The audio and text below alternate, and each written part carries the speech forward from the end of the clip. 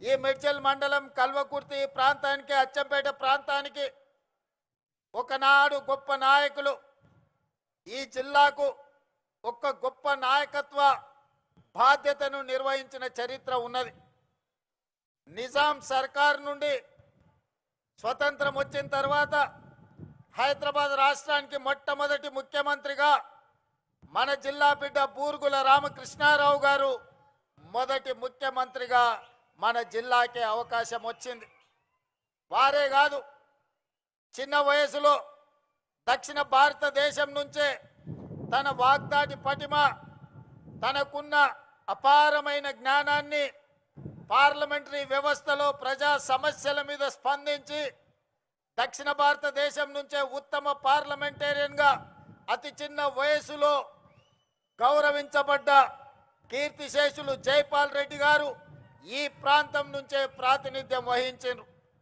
ఆ జైపాల్ రెడ్డి గారిని రాజకీయాల్లోకి రావాలి, శాసనసభ్యుడిగా పార్లమెంట్ సభ్యుడిగా రాణించాలి, రాష్ట్ర కేంద్ర ప్రభుత్వాలలో ప్రతిపక్షంలో రాణించాలి అని ఆయనకు తోడుండి రాజకీయంగా జైపాల్ రెడ్డి గారి ఎదుగుదలను తన చేతుల మీదుగా నడిపించిన ధ్యాప గోపాల్ రెడ్డి గారు మన మండల వాసి, గుడియాన్పల్లి వాసి.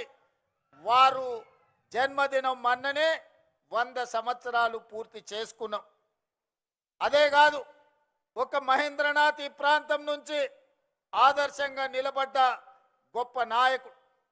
అలాంటి ధ్యాప గోపాల్ రెడ్డి ఈ రాష్ట్రానికి, దేశానికి రాజ్యాంగాన్ని అందించి ఈ దేశంలో ఉన్న పీడితులుగా, తాడితులుగా, దళితులను, గిరిజనులను, ఆదివాసీలను, బలైన వర్గాలను, మైనారిటీలను, మహిళలను పాలితుల నుంచి పాలకులుగా చేసిన డాక్టర్ బాబాసాహెబ్ అంబేద్కర్ యొక్క విగ్రహాన్ని ఈనాడు మనం ఆవిష్కరించుకోవడం జరిగింది.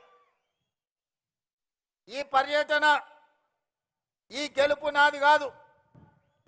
చాలా మంది రేవంత్ రెడ్డి జడ్పీటీసీగా గెలిచిండు, శాసనమండలి సభ్యుడిగా గెలిచిండు, శాసనసభ్యుడిగా గెలిచిండు, పార్లమెంట్ సభ్యుడిగా గెలిచిండు, ముఖ్యమంత్రిగా గెలిచి ఈరోజు అధికారంలో ఉన్నాడు అని చాలా టీవీలు, పేపర్లు రాస్తున్నాయి.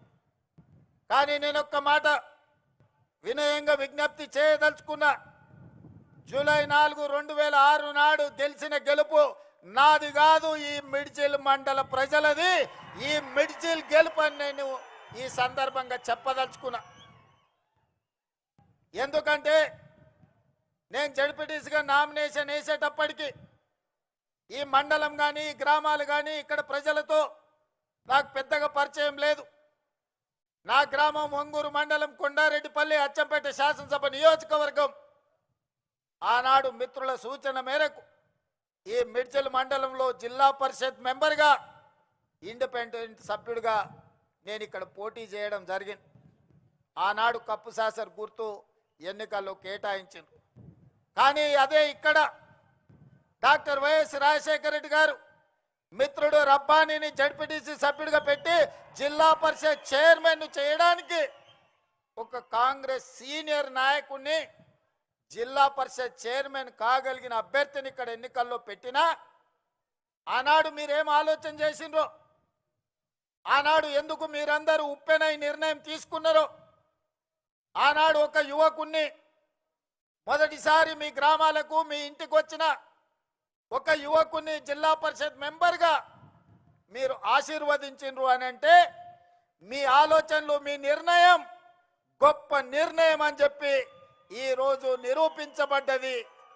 అందుకే ఆనాడు గెలుచుంటే మిత్రుడు రబ్బాని జిల్లా పరిషత్ చైర్పర్సన్ అయి ఉండేవాడని ఇంతకుముందు మా మిత్రుడు బట్టి విక్రమార్క గారు నాకు గుర్తు చేసింది. నేను ఉప ముఖ్యమంత్రి గారికి ఒక సూచన చేస్తున్నా.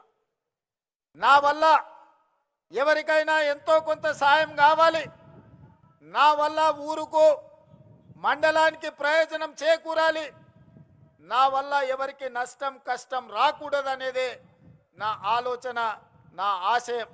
అందుకే ఉప ముఖ్యమంత్రి గారికి, జడ్చర్ల శాసనసభ్యుడికి, పార్లమెంట్ సభ్యుడు మల్లు రవి గారికి ఒక విజ్ఞప్తి చేస్తున్నా.